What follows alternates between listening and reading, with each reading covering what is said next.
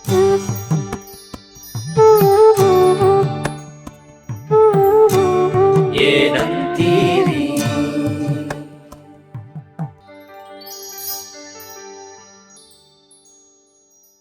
Janata party Vidyaranyapura ವಾರ್ಡಿನಿಂದ ನಮ್ಮ ದೇಶದ ಅತ್ಯುತ್ತಮ ನಾಯಕ, ಧೀಮಂತ ನಾಯಕ ಶ್ರೀ ಅಟಲ್ ಬಿಹಾರಿ ವಾಜಪೇಯಿ ಅವರ 100ನೇ ಹುಟ್ಟುಹಬ್ಬದ ಒಂದು ಆಚರಣೆಯನ್ನ ಇಲ್ಲಿ ನಂಜಪುರದಲ್ಲಿ ಅಳವಡಿಸಿಕೊಂಡಿದ್ದೀವಿ.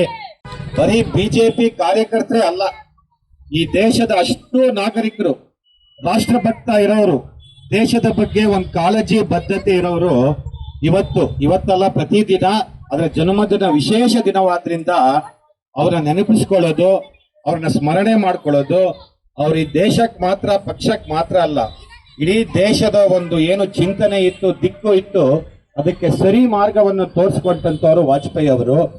ನಾನು ಹೇಳೋದಕ್ಕಿಂತ ವಾಗ್ಮಿಗಳು, ಬರಹಗಾರರು, ಲೇಖಕರು, ಚಿಂತನಕಾರರು, ಸಾಮಾಜಿಕ ಧಾರ್ಮಿಕ ಚಟುವಟಿಕೆಯಲ್ಲಿ ತಮ್ಮನ್ನ ಅತ್ಯಂತ ಆಳವಾಗಿ ತೊಡಗಿಸ್ಕೊಂಡಿರೋರು ಶ್ರೀ ಶ್ರೀಕಂಠ ಬಾಳಗಂಚಿ ಅವರು. ದಯವಿಟ್ಟು ಇಲ್ಲಿಗೆ ಬರ್ಬೇಕಂತ ಕೇಳ್ಕೊಳ್ತೀನಿ. ಶ್ರೀಕಂಠ ಬಾಳಗಂಚಿ ಅವರು ಎಲ್ರಿಗೂ ಪರಿಚಿತರೆ. ಅವ್ರ ಬ್ಲಾಗ್ ಪೇಜು ಮತ್ತು ಯೂಟ್ಯೂಬ್ ವಿಡಿಯೋ ಏನಂತೀರಿ, ಇವತ್ತು ವಾಜಪೇಯಿ ಬಗ್ಗೆ ಏನಂತೀರಿ ಅಂತ ನಿಮ್ಮನ್ನ ಪ್ರಶ್ನೆ ಕೇಳೋ ಹಾಗೆ ಅವ್ರು ಇವಾಗ ಒಂದು ಒಳ್ಳೆ ಮಾತನಾಡ್ತಾರೆ. ಎಲ್ರಿಗೂ ನಮಸ್ಕಾರ. ಯಾವುದೇ ಒಂದು ಕಾರ್ಯಕ್ರಮಕ್ಕೆ ಈಗ ಗಮನಿಸಿ, ಎಲ್ಲ ಒಂದು ಮದುವೆನೋ ಅಥವಾ ಯಾವ್ದೊಂದು ಸಮಾರಂಭ ಇರುತ್ತೆ, ಅಲ್ಲಿ ಕರೀತಾರೆ ಜನ. ಕರೆದಾಗ ನೀವು ಹೋಗಿರ್ತೀರಿ, ನೀವೆಲ್ಲ ಹೋಗಿರ್ಬೇಕಿದ್ರೆ ನಿಮ್ಮನ್ನ ಕೇಳಕ್ಕಿಂತ ಮುಂಚೆ ಏನ್ ಹೇಳ್ತಾರೆ ಗೊತ್ತಾ? ಅವ್ರು ಯಾಕೆ ಬರ್ಲಿಲ್ಲ, ಇವ್ರು ಯಾಕೆ ಬರ್ಲಿಲ್ಲ ಅಂತ ಕೇಳ್ತಾರೆ. ಹೌದಾ ಅಲ್ವಾ? ಅವಾಗ ಅನ್ಸತ್ತೆ ನಮ್ಗೆ, ಅರೆ ನಾವು ಬಂದಿದ್ದೀವಿ, ನಾವು ವಸ್ತುವಿಂದ ಬಂದಿದ್ದೀವಿ, ನಮ್ಮನ್ನ ಯಾರು ಕೇಳ್ತಿಲ್ಲ, ಅವ್ರು ಬಂದಿಲ್ವಲ್ಲ ಅಂತ ಕೇಳ್ತಿರ್ತಾರೆ. ಅಂದ್ರೆ ಯಾಕೆ ಅಂತ ಹೇಳಿದ್ರೆ, ಯಾರೇ ಒಬ್ಬ ಮನುಷ್ಯನ ಉಪಸ್ಥಿತಿಗಿಂತ ಅನುಪಸ್ಥಿತಿ ಕಾಡತ್ತೆ ಅಂದ್ರೆ, ಯಾರೇ ಒಬ್ಬ ಮನುಷ್ಯನ ಉಪಸ್ಥಿತಿಗಿನ್ನ ಅವನ ಅನುಪಸ್ಥಿತಿ ಕಾಡತ್ತೆ ಅಂತ ಹೇಳಿದ್ರೆ ಆತ ಏನೋ ಒಂದು ಸಾಧನೆ ಮಾಡಿರ್ಲೇಬೇಕು. ಆ ತರ ಸಾಧನೆ ಮಾಡಿರುವಂತ ವ್ಯಕ್ತಿ ಅಂತ ಹೇಳಿದ್ರೆ ಅಟಲ್ ಬಿಹಾರಿ ವಾಜಪೇಯಿ ಅವರು ಅಂತ ಹೇಳಿದ್ರೆ ತಪ್ಪಾಗಲಾರದು. 1947ನೇ ಇಸ್ವಿಯಲ್ಲಿ ದೇಶಕ್ಕೆ ಒಬ್ರು ಸೆಲೆಕ್ಟೆಡ್ ಪ್ರೈಮ್ ಮಿನಿಸ್ಟರ್ ಆದ್ರು. ನಿಮ್ಗೆ ಗೊತ್ತಿದೆ, ಅವ್ರು ಎಲೆಕ್ಟ್ ಆಗಿದ್ದಿಲ್ಲ, ಅವಾಗ ಸೆಲೆಕ್ಟ್ ಆಗಿದ್ರೆ. ಯಾಕೆಂದ್ರೆ 13 ಜನದಲ್ಲಿ ಹಾಕಿದ್ದು 12 ಜನ ನಮ್ಮ ಇವರಿಗೆ ಏನೋ ಸರ್ದಾರ್ ವಲ್ಲಭಾಯ್ ಪಟೇಲ್ ಅವ್ರಿಗೆ ಹಾಕಿದ್ರೆ ಒಂದೇ ಒಂದು ಬಂದಿತ್ತು.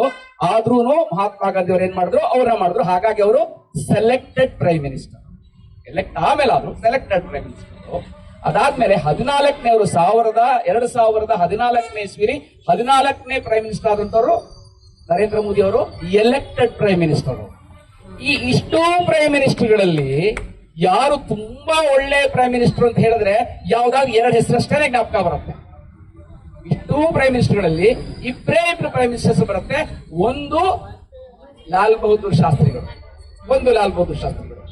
ಎರಡನೇದು ಯಾರ್ದಪ್ಪ ಅಂತ ಹೇಳಿದ್ರೆ, ನಾನು ಹೇಳ್ತಾ ಇರೋದು 1947ರಿಂದ 2014. ಆಮೇಲೆ ಬಂದೇ ಬರುತ್ತೆ ಬಿಡಿ, ಅದನ್ನ ಹೇಳ್ತಿಲ್ಲ. 2014 ಮೇಲೆ ಹೇಳ್ತಿಲ್ಲ, 2014 ಒಂದು ಲೆಕ್ಕ ತಗೊಳ್ತು ಅಂತ ಹೇಳಿದ್ರೆ ಇಬ್ರು ಪ್ರೈಮ್ ಮಿನಿಸ್ಟರ್ಗಳು ನಾವು ಇವಾಗ ನೆನೆಸ್ಕೊಳ್ತೀವಿ.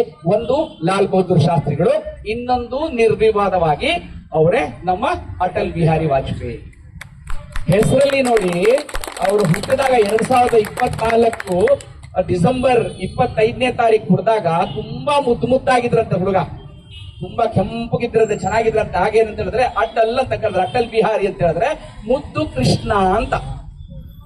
ಕೃಷ್ಣ ಅಂತ ಹೆಸರು. ಮತ್ತೆ ಇನ್ನೊಂದು ಅಂತ ಹೇಳಿದ್ರೆ ಅಟಲ್ ಅಂತ ಹೇಳಿದ್ರೆ ಅಚಲ ಅಂತ ಒಂದು, ಅಂದ್ರೆ ಅವನು ಸದೃಢ, ಅವನು ಯಾರು ಅವನ್ನ ಏನೋ ಕೊಯ್ಯಿನ ಹಿಲಾಯದ ಹಿಂಗೆ ಅಂತ ಹೇಳ್ತಾರಲ್ಲ ಹಿಂದಿಲಿ, ಆತರ ಯಾರು ಅವ್ರನ್ನ ಯಾರು ಅಲಗಾಡ್ಸಕ್ಕಾಗಲ್ಲ ಅಂತ. ಬಹುಶಃ ಅವ್ರ ತಂದೆಯವ್ರಿಗೂ ಗೊತ್ತಿತ್ತೇನೋ, ಈ ಮನುಷ್ಯ ಮುಂದೆ ಯಾರೂ ಅವ್ರನ್ನ ಅಲಗಾಡ್ಸಕ್ಕಾಗಲ್ಲ ಅಂತ. ಯಾಕೆ ಹೆಸರಲ್ಲಿ ಬರುತ್ತೆ ಅಂತ ಹೇಳಿದ್ರೆ ಅಲ್ಲಿ ಹೆಸರಿದ್ದು ಒಂದು ಮುದ್ದು ಕೃಷ್ಣಾಗೆ ಉಳ್ಕೊಂಡ್ರು ಅವರು. ಈ ಮನುಷ್ಯ ಏನಂತ ಹೇಳಿದ್ರೆ ತಮ್ಮ ಬಾಲ್ಯದಿಂದಲೂ ತುಂಬಾ ಚುರುಕಾಗಿದ್ರು. ಮೂಲತಃ ಅವರು ಏನೋ ಮಧ್ಯಪ್ರದೇಶದಲ್ಲಿ ಹುಟ್ಟಿದ್ರು. ಅದೆಲ್ಲ ಬಾಲ್ಯಗಳೆಲ್ಲ ಹೇಳ್ತಾ ಹೋದ್ರೆ ಬಯೋಡೇಟಾ ತುಂಬಾ ಆಗ್ಬಿಡತ್ತೆ, ಅದೆಲ್ಲ ಬೇಡ. ಅವ್ರ ಸಾಧನೆಗಳನ್ನ ಇವ್ರ ಮೇಲೆ ಹಾಕೋಣ ಅಂತ ಇವ್ರೇನ್ ಮಾಡ್ತಾರೆ ಅಂತ ಹೇಳಿದ್ರೆ, ಓದ್ತಾ ಇರ್ಬೇಕಿದ್ರೆ ನಿಮ್ಗೆ ಎಲ್ಲರಿಗೂ ಗೊತ್ತಿರ್ಲಿ, ಬೇರೆ ಎಲ್ಲರಿಗಿಂತ ಇವರು ಮಾಸ್ಟರ್ಸ್ ಮಾಡಿ ಇವರಿಗೆ ಹಿಂದಿ, ಇಂಗ್ಲಿಷ್, ಸಂಸ್ಕೃತ ಮತ್ತೆ ಉರ್ದು ಇಷ್ಟು ಭಾಷೆನೂ ನಿರರ್ಗಳವಾಗಿ ಬರ್ತಾ ಇತ್ತು. ಉರ್ದು ಭಾಷೆ ಭಾರತದ್ದು, ಅದೊಂದು ಗಮನದಲ್ಲಿರಲಿ. ಉರ್ದು ಅನ್ನೋದು ನಮ್ಮ ಭಾರತೀಯ ಭಾಷೆ. ಸೊ ಹಾಗಾಗಿ ಅದನ್ನು ಅಷ್ಟೇ ಸುಲಭವಾಗಿ ಬರ್ತಿತ್ತು. ಇವರು 1937ನೇ ಇಸ್ವಿಯಷ್ಟೊಳಗೆ ಇವರಿಗೆ ರಾಷ್ಟ್ರೀಯ ಸ್ವಯಂ ಸೇವಕ ಸಂಘದ ಇವರಿಗೆ ಪರಿಚಯ ಆಗತ್ತೆ. ರಾಷ್ಟ್ರೀಯ ಸ್ವಯಂ ಸೇವಕ ಸಂಘದ ಪರಿಚಯ ಆಗಿ ಸ್ವಯಂ ಸೇವಕರಾಗ್ತಾರೆ. ಸ್ವಯಂ ಸೇವಕರಾಗಿ ರಾಷ್ಟ್ರೀಯ ಸ್ವಯಂ ಸೇವಕ ಸಂಘದಲ್ಲಿ ITC ಅಂತ ಮಾಡ್ತಾರೆ. OTC first year, second year, third year ಅಂತಂದ್ರೆ ಆಫೀಸರ್ ಟ್ರೈನಿಂಗ್ ಕ್ಯಾಂಪ್ ಅಂತ ಮಾಡ್ತಾರೆ. ಅದರಲ್ಲಿ 1, 2, 3ನೇದು ಮಾಡ್ತಂದ್ರೆ ಅವರು ಪ್ರಚಾರಕರಾಗಿ ಹೋಗುವಂತದ್ದು ಒಳ್ಳೆಯ ಕಾರ್ಯಕರ್ತರಾಗ್ತಾರೆ. ಆ ತರ ಕಾರ್ಯಕರ್ತರಾಗಿ ಇವರು ಸಂಘಕ್ಕೆ ಬರ್ತಾರೆ. ತಮ್ಮ ಇಡೀ ಜೀವನವನ್ನ ಇವರು ರಾಷ್ಟ್ರಕ್ಕೋಸ್ಕರ ಅರ್ಪಣೆ ಮಾಡ್ಕೊಳ್ಬೇಕು ಅಂತ ಸಂಘದ ಪೂರ್ಣಾವಧಿ ಕಾರ್ಯಕರ್ತರಾಗಿ ಬರ್ತಾರೆ. ಪೂರ್ಣಾವಧಿ ಕಾರ್ಯಕರ್ತರಾಗಿ ಬಂದು ಅದಾದ್ಮೇಲೆ ಅವರು ಉತ್ತರ ಪ್ರದೇಶದ ವಿಭಾಗದ ಪ್ರಾಚಾರ ಆಗಿರ್ಬೇಕಂದ್ರೆ 1947ನೇ ಇಸ್ವಿಗೆ ಅವರು ಉತ್ತರ ಪ್ರದೇಶ ಸ್ವಾತಂತ್ರ್ಯ ಬಂದ ಮೇಲೆ ಉತ್ತರ ಪ್ರದೇಶದಲ್ಲಿ ಅವರು ಸಂಘದ ಅಧಿಕಾರಿಗಳಾಗಿರ್ತಾರೆ. 1951ನೇ ಇಸ್ವಿಲಿ ಅವಾಗ ಭಾರತಕ್ಕೆ ಸ್ವತಂತ್ರ ಬಂದಿರುತ್ತೆ. ಸ್ವತಂತ್ರ ಬಂದಾಗ ಕಾಂಗ್ರೆಸ್ ಬಂದಿರುತ್ತೆ, ಮತ್ತೆ ಕಮ್ಯುನಿಸ್ಟರು. ಅವರು ಕಮ್ಯುನಿಸ್ಟ್ ಅಂತ ಹೇಳಿದ್ರೆ ಕಮ್ಯುನಿಸ್ಟ್ ಇರೋರೆ ಕಮ್ಯುನಿಸ್ಟರು. ಅವ್ರಿಗೆ ಭಾರತಕ್ಕೆ ಅವ್ರಿಗೆ ಏನು ಬೇಕಾಗಿಲ್ಲ. ಅವ್ರಿಗೆ ಏನ್ ಬೇಕು ಅಂತಂದ್ರೆ ತಮ್ಮ ಅಧಿಕಾರ ಇರಬೇಕು. ಹಾಗಾಗಿ ಅವ್ರು ಅಂತಂದ್ರೆ ಎಲ್ಲೇ ಹೋದ್ರು ಅವ್ರಿಗೆ ದೇಶದ ಬೇಗ ಬೇಡ, ಅವ್ರದ್ದು ಯಾವ್ದೋ ಒಂದು ಸಿದ್ಧಾಂತಗಳಿದೆ, ಆ ಸಿದ್ಧಾಂತಗಳು ಇವತ್ತು ನಡೀತಾ ಇಲ್ಲ, ಆದ್ರೂ ಅವ್ರಿಗೆ ಅದನ್ನೇ ಬೇಕು. ಹಾಗಾಗಿ ದೇಶನ ಯಾವಾಗ್ಲೂ ಅವರು ಯಾಕಡೆ ಎಳ್ಕೊಂಡು ಹೋಗ್ತಿರ್ತಾರೆ. ನಮ್ಮ ಧರ್ಮನೇ ಇಲ್ಲ ಅಂತ ಹೇಳಿದಾಗ ಯಾವ್ದೊಂದು ಕಾಂಗ್ರೆಸ್ ಅವರು ಅಷ್ಟೇ, ಕಮ್ಯುನಿಸ್ಟ್ ಅಲ್ಲಿ ಅಂದ್ರೆ ಕಾಂಗ್ರೆಸ್ ಸ್ವತಃ ನೆಹರು ಅವರು ಇದ್ರು ಆ ಮನುಷ್ಯನ ಮೈಂಡ್ ಮನಸ್ಥಿತಿ ಯಾವ್ದು ಅಂದ್ರೆ ಕಮ್ಯುನಿಸ್ಟ್ ಮೈಂಡ್ ಸೆಟ್ ಇತ್ತು. ಹಾಗಾಗಿ ಕಮ್ಯುನಿಸ್ಟ್ ಅವರು ತುಂಬಾ ಅಧೀನರಾಗ್ಬಿಟ್ಟಿದ್ರು. ಈಗ ಆಗ್ಬಾರ್ದು ಅನ್ನೋದಕ್ಕೋಸ್ಕರನೇ ಯಾವ್ದಾದ್ರು ಪ್ರಬಲವಾದ ಬಲಪಂಥೀಯ ಅಂದ್ರೆ ನಮ್ಮ ಹಿಂದೂಗಳ ರಕ್ಷಣೆಗೋಸ್ಕರ ಒಂದ್ ಯಾವ್ದಾದ್ರು ಪಕ್ಷ ಇರಬೇಕು ಅಂತ ಯೋಚನೆ ಮಾಡ್ತಾ ಇರ್ಬೇಕಾದ್ರೆ 1951ನೇ ಇಸ್ವಿಲಿ ಜನಸಂಘ ಶುರುವಾಗತ್ತೆ. ಜನಸಂಘ ಅಂದ್ರೆ ಶ್ಯಾಮಾ ಪ್ರಸಾದ್ ಮುಖರ್ಜಿ ಮತ್ತು ದೀನ್ ದಯಾಳ್ ಉಪಾಧ್ಯಾಯ ಇವರಿಬ್ಬರು ಸೇರಿಕೊಂಡು ಮಾಡಬೇಕಿದ್ರೆ ಎಲ್ಲ ಅಂದ್ರೆ ಅವತ್ತಿನ ದಿವಸ ರಾಷ್ಟ್ರೀಯ ಸ್ವಯಂ ಸೇವಕ ಸಂಘದಲ್ಲಿ ನಮ್ಮ ಮಾಧವ್ ಸದಾಶಿವ ಗೋಳ್ವಾಲ್ಕರ್ ಅಂತ ಗುರೂಜಿ ಇರ್ತಾರೆ. ಅವ್ರ ಸಮೇತ ಎಲ್ಲ ಯೋಚನೆ ಮಾಡಿ ಒಂದು ದೇಶಕ್ಕೆ ಒಂದು ಬಲಪಂಥೀಯಾದ ಒಂದು ಪಕ್ಷ ಬೇಕು ಅಂತ ಹೇಳಿದಾಗ ಜನಸಂಘ ಮಾಡ್ತಾರೆ. ಜನಸಂಘ ಮಾಡಿ ಜನಸಂಘದ ಏನಾದ್ರದ್ದು ಚಿಹ್ನೆ ಏನಾದ್ರೂ ಯಾವ್ದಾದ್ರು ಜ್ಞಾಪಕ ಇದೆ? ಜನಸಂಘದ ಚಿಹ್ನೆ ಯಾವ್ದು ಜ್ಞಾಪಕ ಇದೆಯಾ? ಯಾವ್ದಿದೆ? ದೀಪ. ಇವತ್ತು ಹಚ್ಚಿದ್ದು ನಾವು ದೀಪ. ಯಾಕೆ ಅಂತ ಹೇಳಿದ್ರೆ ದೀಪ ಹೇಗೆ ಅಂತ ಹೇಳಿದ್ರೆ ಅದು ಅಸತೋಮ ಸತ್ಯಮ, ಕತ್ಲಲ್ಲಿ ಬೆಳಕು ಕೊಡುತ್ತೆ. ಅಂದ್ರೆ ಮತ್ತೆ ಇನ್ನೊಂದೇನಂದ್ರೆ ಒಂದೇ ಒಂದು ಸಣ್ಣ ದೀಪ ಎಷ್ಟು ದೊಡ್ಡದಾಗಿ ಬೆಳೆಯುತ್ತೆ ಅಂತ ಹೇಳಿದ್ರೆ ಎಷ್ಟು ದೊಡ್ಡದಾಗಿ ಕಾಣುತ್ತೆ ಅದಕ್ಕೆ ದೀಪ ಇಟ್ಟಿರ್ತಾರೆ. ಆ ತರದ ದೀಪದ ಇಟ್ಕೊಂಡು ಚಿಹ್ನೆಯಲ್ಲಿ ಮಾಡಿದಾಗ ಅವಾಗ ಒಬ್ಬ ಸಮರ್ಥ ನಾಯಕರು ಬೇಕು ಅಂತ ಹೇಳಿದಾಗ ಅವಾಗ ರಾಷ್ಟ್ರೀಯ ಸ್ವಯಂ ಸೇವಕ ಸಂಘಕ್ಕೆ ಹೋಗಿ ಹೇಳ್ತಾರೆ, ನನಗೆ ಒಬ್ಬರು ನಾಯಕರು ಬೇಕು, ಯಾರಿದ್ದಾರೆ ಅಂತ ಅವ್ರು ಹೇಳಿದಾಗ ಅಟಲ್ ಬಿಹಾರಿ ವಾಜಪೇಯಿ ಅವ್ರನ್ನ ಕೊಡಿ ನಮ್ಗೆ ಅಂತ ಕೇಳ್ತಾರೆ. ಹಾಗಾಗಿ ರಾಷ್ಟ್ರೀಯ ಸ್ವಯಂ ಸೇವಕ ಸಂಘದ ಪ್ರಚಾರಕರಾಗಿದ್ದವರು ರಾಜಕೀಯಕ್ಕೆ ಬರ್ತಾರೆ. ರಾಜಕೀಯಕ್ಕೆ ಬರಬೇಕು ಅಂತ ಅವ್ರ ಆಸೆ ಆಗಿರ್ಲಿಲ್ಲ. ಅಚಾನಕ್ ಆಗಿ ಅದುವರೆಗೂ ಅವರು ಪತ್ರಕರ್ತರಾಗಿದ್ರು, ಒಳ್ಳೆಯ ಕವಿಗಳಾಗಿದ್ರು. ಎಲ್ಲಾ ಪತ್ರಿಕೆಗಳಲ್ಲೂ ಶ್ಯಾಮಾ ಪ್ರಸಾದ್ ಮುಖರ್ಜಿ ಅವರು ಮತ್ತು ದೀನ್ ದಯಾಳ್ ಉಪಾಧ್ಯಾಯ ಅವರು ತರಿಸಿದಂತ ಪತ್ರಿಕೆಗಳೆಲ್ಲೂ ಅವರು ತಮ್ಮ ಲೇಖನಗಳನ್ನ ಬರೀತಾ ಇದ್ರು. ಮತ್ತೆ ಒಳ್ಳೆಯ ವಾಗ್ಸರಿ ಇತ್ತು. ಯಾರಾದ್ರೂ ಅವ್ರು ಒಂದು ಸತಿ ಅವರು ಮಾತಾಡದೆ ಕೇಳಿದ್ರೆ, ಯಾಕೆ ನನಗೆ ಪೂರ್ವ ಸುಪ್ರತಾನ ಏನೋ ನಾನು 2-3 ಸತಿ ಕೇಳಿದ್ ಚಿಕ್ಕ ಹುಡುಗ ಇರ್ಬೇಕಾದ್ರೆ ಅವ್ರ ಮಾತುಗಳು ಕೇಳಿದ್ದೀನಿ. ಅವ್ರ ಮಾತುಗಳನ್ನ ಕೇಳಿದವ್ರು ಯಾರನ್ನು ಅವ್ರನ್ನ ಆ ಕಡೆ ಈ ಕಡೆ ಒಂದು ನಿಮಿಷನೂ ವಿಚಲಿತರಾಗ್ತಲೇ ಕೇಳ್ತಾ ಇದ್ರು. ಅಷ್ಟು ಒಳ್ಳೆಯ ವಾಗ್ಜರಿ ಇತ್ತು. ಅಂತ ಮನುಷ್ಯನ ಅವಶ್ಯಕತೆ ಇದೆ ಅಂತ ಹೇಳಿ 1951ನೇ ಇಸ್ವಿಗೆ ಅವರು ರಾಜಕೀಯಕ್ಕೆ ಬರ್ತಾರೆ. ರಾಜಕೀಯ ಜನಸಂಘದ ಮುಖಾಂತರ ಮಾಡಕ್ಕೆ ಬರ್ತಾರೆ. 1957ನೇ ಇಸ್ವಿಲಿ ಅವರು 2 ಕಡೆಯಿಂದ ಚುನಾವಣೆ ಸ್ಪರ್ಧಿಸ್ತಾರೆ. ಒಂದು ಕಡೆ ಚುನಾವಣೆಯಲ್ಲಿ ಸೋತರು, ಮತ್ತೊಂದು ಚುನಾವಣೆಯಲ್ಲಿ ಅವರು ಗೆದ್ದುಕೊಂಡು ಪ್ರಪ್ರಥಮ ಬಾರಿಗೆ ಅವರು ಸಂಸದರಾಗಿ ಆಯ್ಕೆ ಆಗ್ತಾರೆ. ಸಂಸದರಾಗಿ ಆಯ್ಕೆ ಆಗ್ಬೇಕಿದ್ರೆ ಅವತ್ತಿನ ದಿವಸ ದೇಶದ ಪ್ರಧಾನಮಂತ್ರಿ ಆಗಿದ್ದ ಅವರು ನೆಹರು ಅವರಿದ್ರು. ಎಷ್ಟು ಚೆನ್ನಾಗಿ ಮಾತನಾಡ್ತಿರ್ತಾರೆ ಇವರು. ನೆಹರು ಅವರು ಮುಂದೆ ಕೂತಿರ್ಬೇಕಿದ್ರೆ ಇವ್ರು ಎಷ್ಟು ಚೆನ್ನಾಗಿ ಮಾತಾಡ್ತಿರ್ತಾರೆ ಅಂದ್ರೆ, ಕೊನೆಗೆ ನೆಹರು ಸಾಮಾನ್ಯವಾಗಿ ಯಾರನ್ನೂ ಹೊಗಳಲ್ಲ.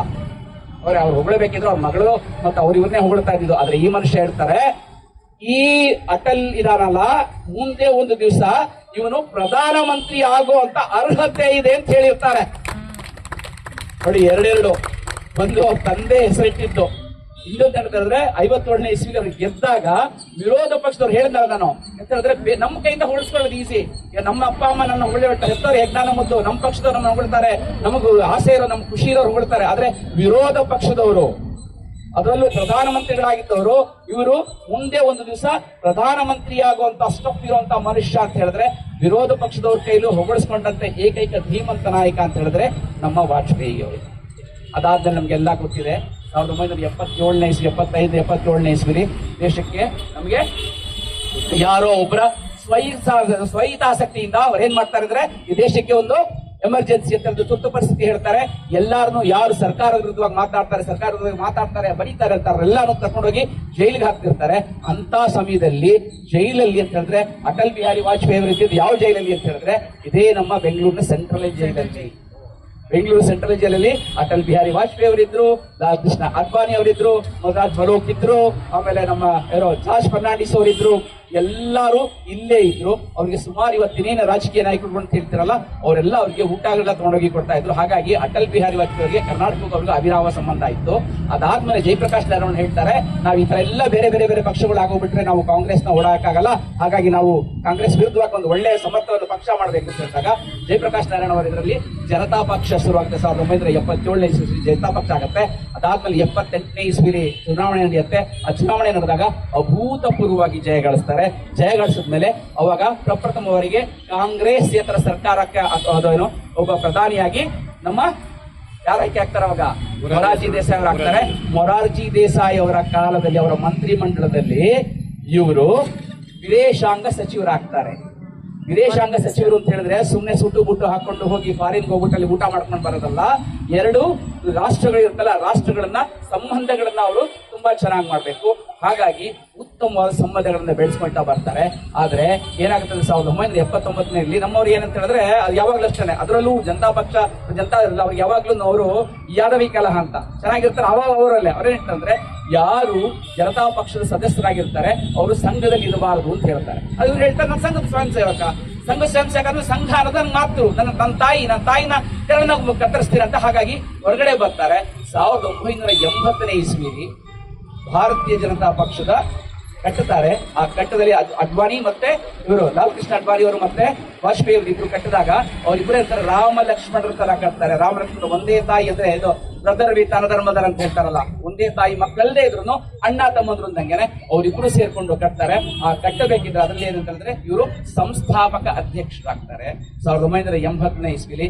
ಅದಾದ್ಮೇಲೆ ಅಲ್ಲಿ ಮಾಡ್ತಿದ್ರೆ 83ನೇ ಇಸ್ವಿಲಿ ನಮ್ಗೆಲ್ಲರಿಗೂ ಗೊತ್ತು ಅವತ್ತಿನ ಪ್ರಧಾನಮಂತ್ರಿಗಳಾಗಿದ್ದಂತ ಇಂದಿರಾ ಗಾಂಧಿ ಅವ್ರನ್ನ ಅವರ ಯಾರು ಅಂಗರಕ್ಷಕರಾಗಿದ್ರಲ್ಲ ಅವರೇ ಸಾಯಿಸಿದಾಗ ಅದಾದ್ಮೇಲೆ ಎಲ್ಲೋ ಪೈಲಟ್ ಆಗಿದ್ದವನ್ನ ಅವನು ವಿಮಾನ ಚಾಲನೆ ಮಾಡೋದಕ್ಕೆ ಕಷ್ಟ ಪಡ್ತಾ ಇದ್ದವನ್ನ ಅವನ್ನ ತಗೊಂಡ್ಬಂದು ದೇಶನ ನಡೆಸಪ್ಪ ಅಂತ ಕರ್ಕೊಂಡ್ಬಂದು ಕೂಡಿಸಿದಾಗ ನಮ್ಮ ಜನ ಅಂತ ಹೇಳಿದ್ರೆ ಅವನಿಗೆ ಆ ಅನುಕಂಪದ ಆಧಾರದ ಮೇಲೆ 400 ಚಿಲ್ಲರೆ ಇದನ್ನೇನೋ ಸಂಸದರನ್ನ ಆಯ್ಕೆ ಮಾಡಿದಾಗ ಬಿಜೆಪಿ ಪಕ್ಷದಿಂದ ಎಷ್ಟು ಜನ ಇದ್ರು? ಕೇವಲ ಇಬ್ರೇ ಇದ್ದಾಗ ಸಂಸದಲ್ಲಿ ಹೇಳ್ತಾರಂತೆ ಆಯ್ತು ನಿಮ್ದು ನೋಡಿ ಏನೋ ಬಾರಿ ನೀವು ನಮ್ಮ ಏನೋ ಕಾಂಗ್ರೆಸ್ನ ಧೂಳಿಪಟ ಮಾಡ್ಬಿಡ್ತೀವಿ, ಕಾಂಗ್ರೆಸ್ನ ಹಾಳು ಮಾಡ್ಬಿಡ್ತೀವಿ ಅಂತ ಬಂದ್ರಿ, ಇವತ್ತು ನೀವು ಇಬ್ರೇ ಇದ್ರಿ, ಆಯ್ತು ನಿಮ್ದು ಪಕ್ಷ ದೊಡ್ಡೋಯ್ತು ಅಂತ ಹೇಳ್ತಾರಂತೆ. ಆಗ ಹೇಳ್ತಾರಂತ ಹೇಳಿದ್ರೆ ಹನಿ ಗುಡಿದ್ರೆ ಹಳ್ಳಾನೆ. ಯಾವುದೇ ಒಂದು ಶುರುವಾಗ್ಬೇಕಿದ್ರೆ ದೊಡ್ಡ ಮರ ಆಗ್ಬೇಕಿದ್ರೆ ಏನಾಗ್ಬೇಕಲ್ಲಿ ದೊಡ್ಡ ಮರ ಆಗ್ಬೇಕು. ದೊಡ್ಡ ಮರ ನೆಡ್ತೀವ ನಾವು ನೆಡೋದು ಒಂದೇ ಒಂದು ಸಣ್ಣ ಬೀಜ ನೆಡ್ತೀವಿ. ಆ ಸಣ್ಣ ಬೀಜ ದೊಡ್ಡ ಗೊತ್ತಾಗತ್ತೆ. ನಾನು ಇವತ್ತು ಇಲ್ಲಿ ನಿಂತ್ಕೊಂಡು ಹೇಳ್ತಾ ಇದ್ದೀನಿ, ಇವತ್ತು ನಾವು ಎರಡೇ ಇರ್ಬೋದು, ಆದ್ರೆ ಮುಂದಿನ ಸಲ ನೋಡ್ತಾ ಇರಿ ನಾವು ಇಲ್ಲಿ ವಿರೋಧ ಪಕ್ಷದಲ್ಲಿ ನಿಂತಿದ್ದೀವಿ, ನೀವು ಆಡಳಿತ ಪಕ್ಷದಲ್ಲಿ ಇದ್ದೀರಿ. ಮುಂದಿನ ಸ್ವಲ್ಪ ದಿನಗಳಲ್ಲಿ ನೋಡಿ ನೀವು ಇಲ್ಲಿ ಬಂದು ನಿಂತ್ಕೊಳ್ತೀರಿ, ವಿರೋಧ ಪಕ್ಷದಲ್ಲಿ ನಿಂತ್ಕೊಳ್ತೀರಿ. ನಾವು ಆಡಳಿತ ಪಕ್ಷ ಅಷ್ಟೇ ಅಲ್ಲ, ಅಂದ್ರೆ ನಾವು ಅಘಾತವಾಗಿ ಎಷ್ಟು ಬರ್ತೀವಿ ಅಂತ ಹೇಳಿದ್ರೆ ದೇಶದಲ್ಲಿರುವಂತಹ 20-25ಕ್ಕೂ ಹೆಚ್ಚು ರಾಜ್ಯಗಳಲ್ಲಿ ನಾವು ಆಡಳಿತಕ್ಕೆ ಬಂದಿರ್ತೀವಿ. ಮತ್ತೆ ಈ ದೆಹಲಿಯ ಅಧಿಕಾರನ ಗದ್ದಿಗೆ ನಾವು ಹಿಡ್ತೀವಿ ಅಂತ ಅಲ್ಲಿ ಒಂದು ಕೂತ್ಕೊಂಡು ಒಂದು ದೊಡ್ಡದಾದ ಭಾಷಣ ಮಾಡ್ತಾರೆ. ಇವತ್ತು ಸಹ ಅದು ಯೂಟ್ಯೂಬ್ ಅಲ್ಲಿ ಇರುತ್ತೆ. ಆ ಭಾಷಣ ತುಂಬಾ ಚೆನ್ನಾಗಿದೆ ಅಂತ ಹೇಳ್ತಾರೆ. ಅಂತ ಭಾಷಣ ಮಾಡಿ ಅದನ್ನ ಕೇವಲ ಭಾಷಣ ಆಗಿರಲ್ಲ, ಅದೊಂದು ಶಪಥ ಆಗಿರುತ್ತೆ. ಅದನ್ನ ಪ್ರಾಣ ತತ್ಕೊಂಡು ಬರ್ತಾರೆ. 1984 ಆದ್ಮೇಲೆ 1989ನೇ ಇಸ್ವಿಲಿ ಸ್ವಾಮಿ ಗಡಿಯಾರ ಹಿಂಗಿರತ್ತೆ, ಅಷ್ಟು ಕಾಲ ಎಂದು ಹೀಗೆ ಇರುವುದಿಲ್ಲ ಅಂತ. ಗಡಿಯಾರದಲ್ಲಿ 6 ಗಂಟೆ ತೋರಿಸಿದಾಗ ಏನಾಗುತ್ತೆ ಅಂದ್ರೆ 6ರಲ್ಲಿ ಇದು ಚಿಕ್ಕದು 6 ಗಂಟೆದಲ್ಲಿ ಚಿಕ್ಕ ಮುಳ್ಳಿಯಲ್ಲಿ ಇರುತ್ತೆ, 6ಕ್ಕೆ ಇರುತ್ತೆ, ದೊಡ್ಡ ಮುಳ್ಳಿಯಲ್ಲಿ ಇರುತ್ತೆ 12 ಗಂಟೆ ಇರುತ್ತೆ. ಅವತ್ತು ಖುಷಿ ಪಡ್ತಾರಂತೆ, ನಾನ್ ನೋಡು ಮೇಲಿದ್ದೀನಿ ಅಂತ ಇರ್ತಾರಂತೆ. ಅಲ್ಲಿಂದ ಇಷ್ಟ ಆಗ್ಬೇಕಿದ್ರೆ ಎಷ್ಟೊತ್ತು ಬೇಕು? ಕೇವಲ 6 ಗಂಟೆ ಸಾಕು. ತಿರ್ಗಾ ನೀವು 12:30 ಆಗೋಷ್ಟೊತ್ತಿಗೆ ಏನಾಗತ್ತದು? ಯಾವ್ದು ಮೇಲಿರುತ್ತೆ? ದೊಡ್ಡ ಮುಳ್ಳು ಮೇಲಿರುತ್ತೆ. ಇಷ್ಟೇ ಆಗತ್ತೆ. 89 ಬಿಜೆಪಿಯವರು 89 ಬರ್ತಾರೆ. 89 ಬಂದು ಅದೇ ಕಾಂಗ್ರೆಸ್ ನಲ್ಲಿ ಇದ್ದಂತ ಅದೇ ರಾಜೀವ್ ಗಾಂಧಿ ಜೊತೆ ಕೆಲಸ ಮಾಡ್ತಿದ್ದಂತ VP ಸಿಂಗ್ ನ ಹೊರಗಡೆ ಕರ್ಕೊಂಡ್ಬಂದು ಬಾಹ್ಯ ಬೆಂಬಲ ಹಾಕ್ಬಿಟ್ಟು ಸರ್ಕಾರನ ಮಾಡ್ತಾರೆ. ಜ್ವರದ ಚಪ್ಪಾಳೆ ಬರ್ಲಿ. ಶಪಥ ಅಂದ್ರೆ ಅದು ಸುಮ್ನೆ ನಾವಿಲ್ಲಿ ಮಾತಾಡ್ಬಿಡ್ತೀವಿ, ಸುಮ್ನೆ ನಾವಿಲ್ಲಿ ಒಂದು ಪ್ರತಿಜ್ಞೆ ತಗೊಂಡ್ಬಿಡ್ತೀವಿ, ಇವತ್ತು ಮಾಡ್ಬಿಡ್ತೀವಿ ಅಂತೆಲ್ಲ ಆ ಶಪಥ ತೊಟ್ಟರು ಅದಕ್ಕೋಸ್ಕರ ಏನೇನು ಮಾಡಬೇಕು, ರೂಟ್ ಲೆವೆಲ್ ಜಾಬ್ ಮಾಡ್ಬೇಕು ಅಂತಿರತ್ತಲ್ಲ ಅದೆಲ್ಲ ಮಾಡ್ಕೊಂಡು ಬಂದು ಮನುಷ್ಯ ತಗೊಂಬಂದ್ ಬಿಡ್ತಾರೆ. ಅದಾದ್ಮೇಲೆ 2000 ಬಿಪಿಸಿ ರಥಯಾತ್ರೆ ನಡೆಯುತ್ತೆ. ನೆಕ್ಸ್ಟ್ ಮುಂದಿನ ಎಲೆಕ್ಷನ್ ಏನಾಗುತ್ತೆ ಅಂತ ಹೇಳಿದ್ರೆ ಬಿಜೆಪಿನೇ ಅತಿ ದೊಡ್ಡದಾದ ಪಕ್ಷ ಆಗತ್ತೆ. ಆದ್ರೆ ಬಿಜೆಪಿಗೆ ಯಾರು ಸಪೋರ್ಟ್ ಕೊಡಲ್ಲ. ಕೇವಲ 13 ದಿವಸ, 13 ಅಂತ ಹೇಳಿದ್ರೆ ಅನ್ಲಕ್ಕಿ ನಂಬರ್ ಅಂತ ಹೇಳ್ತಾರೆ. ಅದು ಯಾರಿಗೆ ಅಂತ ಹೇಳಿದ್ರೆ ಕೈಲಾಗದೇ ಇರೋರಿಗೆ 13 ಅನ್ಲಕ್ಕಿ ನಂಬರ್. ಸಾಧನೆ ಮಾಡ್ತೀನಿ ಅಂದ್ರೆ 13 ಲಕ್ಕಿನೇ ಮಾಡ್ಕೊಳ್ತೀನಿ ಅಂತ ಏನ್ ಮಾಡ್ತಾರೆ ಅಂದ್ರೆ, ಅವಾದಾದ್ಮೇಲೆ ಒಂದು ಕೆಲವೊಂದು ಕಾಲ ನಮ್ಮ ದೇವೇಗೌಡರು ಪ್ರಧಾನಮಂತ್ರಿಗಳಾಗ್ತಾರೆ, ಅದಾದ್ಮೇಲೆ ಐ ಕೆ ಗುಜರಾಲ್ ಅವರು ಪ್ರಧಾನಮಂತ್ರಿ ಆಗ್ತಾರೆ. ಯಾರ ಕೈಲೂ ಆಗಲ್ಲ ಅಂತ ಹೇಳಿದಾಗ ತಿರ್ಗಾ ವಾಪಸ್ ಒಂದು ಚುನಾವಣೆ ನಡೆಯುತ್ತೆ. ಚುನಾವಣೆದಾಗ ಇವರೇ ವಾಪಸ್ ಬರ್ತಾರೆ. ವಾಪಸ್ ಬಂದು ತಿರ್ಗಾ ಮತ್ತೆ ಏನಂತ ಹೇಳಿದ್ರೆ 13 ತಿಂಗಳ ಕಾಲ, 13 ತಿಂಗಳ ಕಳ್ಕೊಂಡ್ರು 13 ದಿವಸಕ್ಕೆ ಮತ್ತೆ 13 ತಿಂಗಳ ಕಾಲ ಮಾಡ್ತಾ ಇರ್ಬೇಕಿದ್ರೆ ಎಲ್ಲ ರಾಜಕೀಯ ಇರುತ್ತಲ್ಲ. ನಮ್ಮ ರಾಜಕೀಯ ಅಂತ ಭಾರತೀಯ ರಾಜಕೀಯ ಆಗಿ ಅಂತ ಹೇಳಿದ್ರೆ ಏಡಿ ತರ ಅಂತೆ. ಏಡಿಗಳನ್ನ ಒಂದ್ ಕಡೆ ಹಾಕಿಟ್ಬಿಟ್ರೆ ಒಂದು ಬಾಳ ಏಡಿ ಯಾವ್ದೋ ಒಂದು ಎಲ್ಲ ಒಂದು ಮೃಗಾಲಯ ಐತಂತೆ. ಎಲ್ಲಾ ಕಡೆ ನೋಡ್ಕೊಂಡ್ ಬರ್ತಾ ಇದ್ರಂತೆ. ಒಂದು ಚಿಕ್ಕ ಹುಡುಗ ಹೋಗಿದ್ರು, ಚಿಕ್ಕ ಹುಡುಗ ಹೋಗ್ತಾ ಇರ್ಬೇಕಿದ್ರೆ ಅಲ್ಲಿ ನಮ್ಮ ಅಪ್ಪ ಮಗ ಹೋಗ್ತಾ ಇದ್ರು. ಎಲ್ಲ ನೋಡ್ತಾ ಇದ್ರೆ ಎಲ್ಲಾ ಪ್ರಾಣಿಗಳಿಗೂ ಅಲ್ಲೊಂದು ಇದಾಕಿದ್ರಂತೆ, ಪಂಜರ ಕೂಡ ಹಾಕಿದ್ರಂತೆ. ಅಲ್ಲೆಲ್ಲ ಎಲ್ಲ ಕೂರ್ಸಿದ್ರಂತೆ. ಆದ್ರೆ ಈ ಏಡಿ ಇತ್ತಲ್ಲ, ಏಡಿ ಮಾತ್ರ ಒಂದು ದೊಡ್ಡದು ಬಾಟಲ್ ತರ ಇತ್ತಂತೆ, ಅದನ್ನ ಹಂಗೆ ಇಟ್ಟಿದ್ರಂತೆ. ಅಪ್ಪನ ಹುಡುಗನ ಆಶ್ಚರ್ಯ ಆಯ್ತಲ್ಲ, ಅಪ್ಪ ಎಲ್ಲಾ ಪ್ರಾಣಿ ಪಕ್ಷಿಗಳಿಗೂ ಎಲ್ಲ ಪಂಜರದಲ್ಲಿ ಇಟ್ಟಿದ್ದಾರೆ, ಈ ಏಡಿಗೆ ಮಾತ್ರ ಯಾಕಾದ್ರು ಹಾಗೆ ಇಟ್ಟಿದ್ದಾರೆ ಅಂತ ಒಂದ್ ಸ್ವಲ್ಪ ಗಮನಿಸು ಅಂತ ಹೇಳ್ತಾರಂತೆ. ಏನ್ ಗಮನಿಸು ನೋಡ್ತಾನೆ ಇತ್ತಂತೆ. ಒಂದ್ ಏಡಿ ಹಿಂಗ್ ಹಿಂಗ್ ಹಿಂಗ್ ಹಿಂಗ್ ಹಿಂಗೆ ಮೇಲೆ ಹೋಗ್ತಿತ್ತಂತೆ. ಇನ್ನೇನ್ ಮೇಲೋಗಿ ಅದನ್ನ ದಾಟ್ ಬಿಡ್ಬೇಕು ಅಂದಾಗ ಇನ್ನೊಂದ್ ಏಡಿ ಬಂದ ರಬಕ್ ಅಂತ ಹೇಳಿದಂತೆ. ಏನೋ ಇರ್ಬೋದು ಅಂತ ಇನ್ನೊಂದ್ಸತಿ ನೋಡ್ತಂತೆ. ಇನ್ನೊಂದ್ಸತಿ ಅವಾಗ ಗೊತ್ತಾಯ್ತಂದ್ರೆ ನಮ್ಮ ಭಾರತೀಯ ರಾಜಕಾರಣ ಹೇಗಿದೆ ಅಂತ ಹೇಳಿದ್ರೆ, ಯಾರೋ ಒಬ್ರು ಒಳ್ಳೆ ಕೆಲಸ ಮಾಡ್ತಾರೆ ಅಂತ ಹೇಳಿದ್ರೆ ಕಾಲ್ ಎಳಿಯೋರ್ ಕೆಳಲ್ ಜಾಸ್ತಿ ಇರ್ತಾರೆ. ಇವತ್ತು ಸಹ ನಿನ್ನೆ ಜರ್ಮನಿಲಿ ಹೋಗಿ ಯಾರೋ ಒಬ್ರು ಕಾಲ್ ಎಳ್ಬಿಟ್ಟು ಬಂದಿದ್ದಾರೆ. ಅವ್ರಿಗೆ ಇಲ್ಲಿರುವಾಗ ಮಾತಾಡಕ್ ಆಗಲ್ಲ. ಅವ್ರು ಏನಂತ ಹೇಳಿದ್ರೆ ಹೊರಗಡೆ ಹೋದಾಗ್ಲಿ, ಯಾಕೆ ಅಂತ ಹೇಳಿದ್ರೆ ಇಲ್ಲಿದ್ರೆ ಗೊತ್ತು, ಆ ಹೊರಗಡೆ ಹೋದ್ರೆ ಯಾರು ಇಲ್ವಲ್ಲ, ಹಾಗಾಗಿ ಮಾತಾಡ್ತಾರೆ. ಏಡಿಗಳು ಎಳಿಯೋದಷ್ಟೇ ತಾವು ಮಾಡಕ್ಕಾಗಲ್ಲ, ಮಾಡೋರು ಸಹಿಸಕ್ಕಾಗಲ್ಲ, ಆ ಥರದಿರ್ತಾರೆ. ಅಂದಾಗ 13 ಜಯಲಲಿತಾ ಅವ್ರ ಕಡೆಯಿಂದ ವಾಪಸ್ ಬಂದಾಗ ಮತ್ತೆ ಇನ್ನೊಂದ್ಸತಿ ಚುನಾವಣೆ ನಡೆದಾಗ ಈ ಬಾರಿ ಅಭೂತಪೂರ್ವವಾಗಿ ಬರ್ತಾರೆ. ಮತ್ತೇನಂತ ಹೇಳಿದ್ರೆ ಈ ಯಾರಾದ್ರೂ ನೋಡಿ, ಇಲ್ಲಿ ಇಷ್ಟು ಜನನ್ನ ಸಹಿಸಿದಾರಲ್ಲ, ಇಷ್ಟು ಜನ ಇಲ್ಲಿ ಸಂಬಂಧಿಕರ, ಇಷ್ಟು ಜನ ನೆಂಟ್ರ ಅಲ್ಲ, ಯಾವ್ದೋ ಒಂದು ಧ್ಯೇಯಕ್ಕೋಸ್ಕರ ಬಂದಿದ್ರಿ. ಇಷ್ಟು ಜನನ್ನೂ ಇಲ್ಲಿ ಸೇರ್ಸಿರ್ಬೇಕು ಅಂತ ಹೇಳಿದ್ರೆ ಅಲ್ಲಿ ಶ್ರೀನಾಥ ಸೇರ್ಸಿರ್ತಾರೆ. ಜೋರ ಜಾಕಡೆ ಬರ್ಲಿ ನಮ್ಮ ಶ್ರೀನಾಥನ್ಗೆ. ಯಾಕೆ ಅಂತ ಹೇಳಿದ್ರೆ ಆ ಶ್ರೀನಾಥ ಏನಿದೆ ಈ ಗುಣ ಎಲ್ಲಿಂದ ಬಂದಿರ್ಬೋದು, ಶ್ರೀನಾಥನ್ಗೆ ವಾಜಪೇಯಿ ಅವರಿಂದ ಬಂದಿರ್ಬೇಕು ಅನ್ಕೊಳ್ತೀನಿ. ಯಾಕೆಂದ್ರೆ ಅವತ್ತಿನ ದಿವಸ NDA 30 ಪಕ್ಷಗಳಿತ್ತು ಸ್ವಾಮಿ. 30 ಪಕ್ಷಗಳನ್ನು ಎಲ್ಲಾನು ಎಳ್ಕೊಂಡು ಬಂದು 5 ವರ್ಷಗಳ ಕಾಲ ಸುಭದ್ರವಾದ ಸರ್ಕಾರ ತಗೊಂಡ್ಬರ್ತಾರೆ. ನಮ್ಮ ದೇಶ ಸರ್ಕಾರ ಹೇಗಿರಬೇಕು ಅನ್ನೋದಕ್ಕೆ ಆ ಕಾಲನೇ ವಾಜಪೇಯಿ ಅವರ 5 ವರ್ಷ ಆಯ್ತಲ್ಲ ಅದೊಂದು ಸಾಕ್ಷಿ. ಮತ್ತೆ ಪ್ರಪ್ರಥಮ ಬಾರಿಗೆ ಕಾಂಗ್ರೆಸ್ಸೇತರ ಸರ್ಕಾರ 5 ವರ್ಷಗಳ ಕಾಲ ಆಳಿದ್ದು ವಾಜಪೇಯಿ ಅವರ ಕಾಲದಲ್ಲಿ. ಈಗ ಬರ್ತೀನಿ ನಿಜವಾದ ಇಷ್ಟೊತ್ತರೆಗೂ ಹೇಳಿದ್ದು ನಾನು ಬರೀ ಟ್ರೇಲರ್, ನೆಕ್ಸ್ಟ್ ಪಿಕ್ಚರ್ ಅಭಿ ಬಾಕಿ ಅಂತ. ಈಗ ಬರ್ತೀನಿ ವಾಜಪೇಯಿ ಅವರ ಕಾಲದಲ್ಲಿ ಏನೇನಾಯ್ತು. ವಾಜಪೇಯಿ ಕಾಲದಲ್ಲಿ ಪ್ರಪ್ರಥಮವಾಗಿ ಆಗಿದೆ ಅಂತ ಹೇಳಿದ್ರೆ ನಮ್ಗೆ ಏನಂದ್ರೆ, ನಾವು ಅಮೆರಿಕ ದೊಡ್ಡಣ್ಣ ಅಂತ ಅನ್ಕೊಂಡ್ಬಿಟ್ಟಿದ್ದಾನೆ ಅವನು. ಅಮೆರಿಕ ನಾನ್ ದೊಡ್ಡಣ್ಣ ಅನ್ಕೊಂಡ್ಬಿಟ್ಟಿದ್ದಾನೆ. ಅವ್ರು ಏನೋ ದೊಡ್ಡಣ್ಣ ಅಂದಾಗ ನಾವೇನು ಅನ್ಕೊಳ್ತೀವಿ, ಹೌದು ಹೌದು ಹೌದು ಹೌದು ಹೌದು ನೀನೇ ದೊಡ್ಡಣ್ಣ ಈಗ ಒಂದು ಗೆರೆ ಹೇಳ್ತಿದ್ದೀನಿ, ಒಂದು ಗೆರೆ ಇದೆ, ಆ ಗೆರೆನ ಮುಟ್ಟಬಾರ್ದು, ಆ ಗೆರೆನ ಅಳಿಸಬಾರ್ದು, ಅದನ್ನ ಸಣ್ಣದು ಮಾಡ್ಬೇಕು. ಅಂದ್ರೆ ಏನ್ ಮಾಡ್ಬೇಕು ನಾವು, ಏನ್ ಮಾಡ್ಬೇಕು, ಆ ಗೆರೆನ ಮುಟ್ಟಬಾರ್ದು ಅಂದ್ರೆ ಒಂದು ಗೆರೆ ಎಳಿಬೇಕು, ಅದ್ರ ಪಕ್ಕ ನಾವು ದೊಡ್ಡದು ಗೆರೆ ಎಳಿಬೇಕು. ಹಾಗೆ ಮಾಡಿದ್ರೆ ನಾವು ವಾಜಪೇಯಿ ಅವರು. ಯಾಕೆ ಅಂತ ಹೇಳಿದ್ರೆ ಪೋಖ್ರಾನ್ ನಮಗ್ ಗೊತ್ತು. ಪೋಖ್ರಾನಲ್ಲಿ ಅಂತಂದ್ರೆ ಅದುವರೆಗೂ ಅಣ್ಣು ವಸ್ತ್ರ ಎಲ್ಲರೂ ನಮ್ಗೆ ಹೆದರ್ಸ್ತಾ ಇದ್ರು. ನಮ್ಮ ಹತ್ರ ಅಣ್ಣು ವಸ್ತ್ರ ಇದೆ, ನಮ್ಮ ಹತ್ರ ಅಣ್ಣು ವಸ್ತ್ರ ಇದೆ, ಹಂಗ್ ಮಾಡ್ಬಿಡ್ತೀವಿ ಹಿಂಗ್ ಮಾಡ್ಬಿಡ್ತೀವಿ ಅಂತ ಹೇಳಿದ್ರು. ನಮ್ಗೆ ಯಾರು ನಮ್ಗೆ ಅದ್ರದ್ದು ಟೆಕ್ನಾಲಜಿ ಕೊಡ್ತಾ ಇರ್ಲಿಲ್ಲ. ಆಗೇನ್ ಮಾಡಿದ್ರು ಅಂತ ಹೇಳಿದ್ರೆ ಇವತ್ತಿನ ಸಹ ಅಬ್ದುಲ್ ಕಲಾಂ ಅವ್ರು ಏನಿದ್ದಾರೆ ಅಂದ್ರೆ, ಈಗ ಅವರು ಇಲ್ಲ, ಅವರು ನಮ್ಮ ದೇಶ ಕಂಡ ಅತ್ಯುತ್ತಮವಾದ ರಾಷ್ಟ್ರಪತಿಗಳು, ಅವರು ಅವಾಗ ವಿಜ್ಞಾನಿಗಳಾಗಿದ್ರು. ಅವ್ರನ್ನ ಕರ್ಕೊಂಡು ಬಂದು ಯಾರಿಗೂ ಗೊತ್ತಾಗದೆ ಇದ್ದಾಗೆ, ಅಂದ್ರೆ ಅಮೆರಿಕಾದವ್ರು ಏನಂತ ಹೇಳಿದ್ರೆ ಪ್ರತಿಯೊಂದು ಇಲ್ಲಿ ನಾನು ಮಾತಾಡ್ತಾ ಇದ್ದೀವಲ್ಲ ಇದನ್ನೂ ಅಲ್ಲಿ ರೆಕಾರ್ಡ್ ಆಗ್ತಾ ಇರುತ್ತೆ. ಅದೇನೋ ನಾನು ಉತ್ಪ್ರೇಕ್ಷೆಯಾಗಿ ಮಾತಾಡ್ತಿಲ್ಲ, ಈಗ ನಾವು ಮಾತಾಡ್ತಿರೋದು ಏನೇನ್ ಮಾತಾಡ್ತಿದ್ವೋ ಎಲ್ಲಾರು ಗೊತ್ತಿರುತ್ತೆ. ಅಂಥ ಸಮಯದಲ್ಲಿ ಅದು ಆ ಇದು ಏನೋ ಮರುಭೂಮಿಯಲ್ಲಿ ಅಂತ ಕಡೆ ಪೋಖ್ರಾನ್ ಕಡೆ ಹೋಗಿ ಮೊಟ್ಟ ಮೊದಲನೇ ಬಾರಿಗೆ ಅಲ್ಲೊಂದು ನಾವು ಇದನ್ನ ಮಾಡಿ ಪರೀಕ್ಷೆ ಮಾಡಿ ಹೇಳಿದ್ರಂತಲ್ಲ, ನಾವು ಈಗ ಅಣ್ವಸ್ತ್ರ ಹೊಂದಿರುವಂತ ರಾಷ್ಟ್ರ ನಮ್ದು ಅಂತ ಹೇಳಿದ್ರಂತೆ.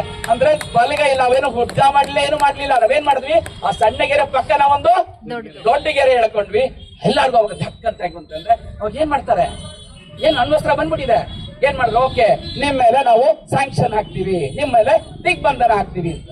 ಬೇರೆ ಏನಾಗಿದೆ ಏನ್ ಮಾಡ್ತಾ ಇದ್ರು, ಏನ್ ಮಾಡ್ತಾ ಇದ್ರು, ಬೇರೆ ಇದ್ರು, ಅಯ್ಯೋ ತಪ್ಪಾಗೋಯ್ತು ಬಿಡುಬಿಡಿ ನಮ್ಗೆ ಗೊತ್ತಿಲ್ಲ ಹಂಗೆ ಹಿಂಗೆ ಅಂತ ಇದ್ರು. ಅಷ್ಟೇ ತಾನೆ, ಹಾಕೋ ಹೋಗು, ಎಷ್ಟು ದಿವಸ ಮಾಡ್ತೀಯ ಮಾಡು ಅಂತ ಹೇಳಿದ್ರು. 1 ತಿಂಗಳಾಯ್ತು, 2 ತಿಂಗಳಾಯ್ತು, 3 ತಿಂಗಳಾಯ್ತು, ಅವ್ರಿಗೆ ತಡ್ಕೊಳಕ್ಕಾಗಿಲ್ಲ. 6ನೇ ತಿಂಗಳು ವಾಪಸ್ ತಗೊಂಡು ಅವರೇ ಹಾಕ ಬಂದ್ರು. ಇದೇ ಇವಾಗ್ಲೂ ನಡೀತಾ ಇರೋದು. ಈಗಲೂ ನಮ್ಮ ಮೇಲೆ 100, 120, 150% ಹಾಕ್ತಾರೆ. ಇದರಿಂದ ಭಾರತಕ್ಕೆ ಯಾವುದೇ ರೀತಿ ತೊಂದರೆ ಇಲ್ಲ. ತೊಂದರೆ ಯಾರಿಗಾಗತ್ತೆ ಅಂದ್ರೆ, ಇಲ್ಲಿಂದ ನಾವು ಅಕ್ಕಿ ಕಳಿಸ್ತೀವಿ ಅಂದ್ಕೊಳ್ಳಿ, ಆ ಅಕ್ಕಿಗೆ 150% ಆದ್ರೆ ಜಾಸ್ತಿ ಕೊಡೋದು ಯಾರು?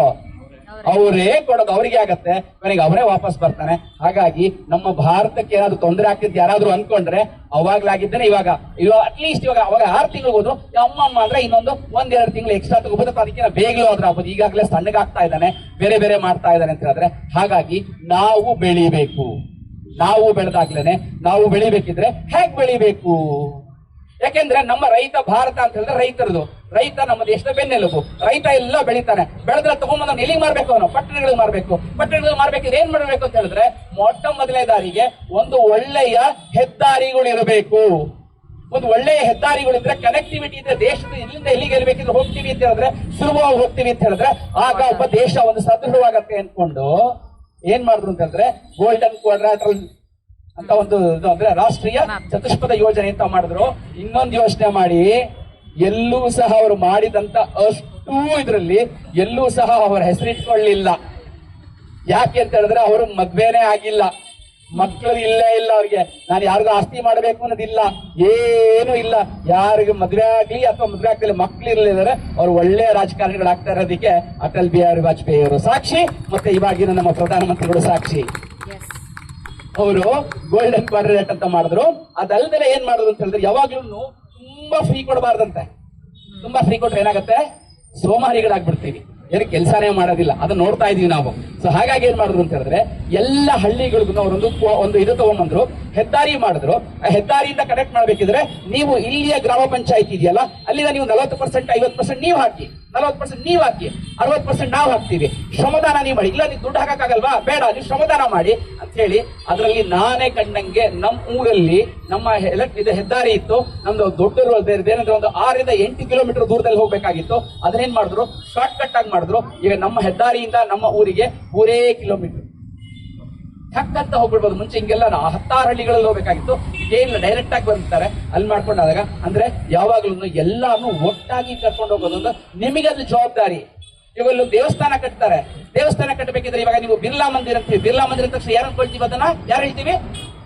ಯಾರು ಅನ್ಕೊಳ್ತೀವಿ? ಬಿರ್ಲಾ ಮಂದಿರ ಅಂತ ತಕ್ಷಣ ಯಾರ್ದು ಅನ್ಕೊಳ್ತೀವಿ ನಾವು? ಅದು ಬಿರ್ಲಾ ದೇವಸ್ಥಾನ ಅಂತ ಹೇಳ್ತೀವಿ. ಅದೇ ನಾವು ಬೇರೆ ದೇವಸ್ಥಾನ ಅಂತ ಹೇಳಿದಾಗ ನಮ್ ದೇವಸ್ಥಾನಪ್ಪ ಅಂತ ಹೇಳ್ತೀವಿ. ನಮ್ ದೇವಸ್ಥಾನ ಯಾಕಂತೀವಿ? ರಾಮ ಮಂದಿರ ಕಟ್ಟಿದ್ವಿ. ರಾಮ ಮಂದಿರ ಏನಂತೀವಿ? ಅದನ್ನ ಯಾರು ದೇವಸ್ಥಾನ ಅಂತ ಹೇಳ್ತೀವಿ? ಯಾಕೆ ನಮ್ ದೇವಸ್ಥಾನ ಅಂತ ಹೇಳ್ತೀವಿ ರಾಮ ಮಂದಿರನ?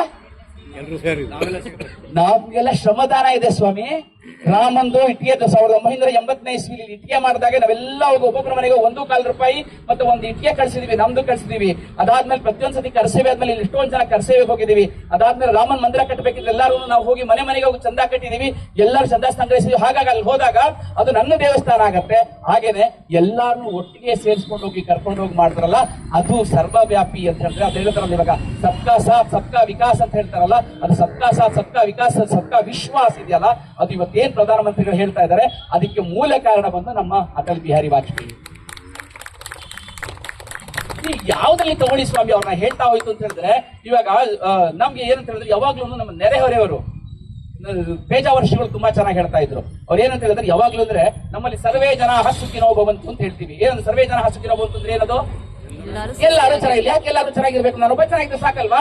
ಅವ್ರು ಯಾಕೆ ಚೆನ್ನಾಗಿರ್ಬೇಕು? ನಮ್ಮ ಅಕ್ಕಪಕ್ಕದ ಮನೆ ನಾನ್ ಚೆನ್ನಾಗಿರ್ಬೇಕು ಅಂತ ಹೇಳಿದ್ರೆ ಹೇಗೆ ಅಂತ ಹೇಳಿದಾಗ, ಯಾಕೆ ಸರ್ವೇ ಜನ ಸುಖಿನೋ ಭವಂತು ಅಂತ ಹೇಳಬೇಕಿದ್ರೆ, ನಾನೊಬ್ಬ ಚೆನ್ನಾಗಿದ್ದು ಅವರಿಬ್ರು ಬರ್ತಾನ ಇದ್ರೆ ಏನಾದ್ರು ಕೇಳ್ಕೊಂಡು ನಮ್ಮನೆಗೆ ಬರ್ತಾರ್ರಿ, ಅಕ್ಕಿ ಇಲ್ಲ ಕೊಡ್ರಿತ್ತು ರೀ, ಸ್ವಲ್ಪ ಏನೋ ಸಕ್ಕರೆ ಇಲ್ಲ ಕೊಡ್ರಿ, ಸಿಹಿ ಕಾಫಿ ಪುಡಿ ಇಲ್ಲ ಕೊಡ್ರಿ ಅಂತ ಕೇಳ್ತಾರೆ. ಅವರು ಚೆನ್ನಾಗಿದ್ರೆ ನಾವು ಹೋಗಿ ಅವ್ರ ಮನೇಲಿ ಇಸ್ಕೊಂಡ್ ಬರ್ಬೋದು.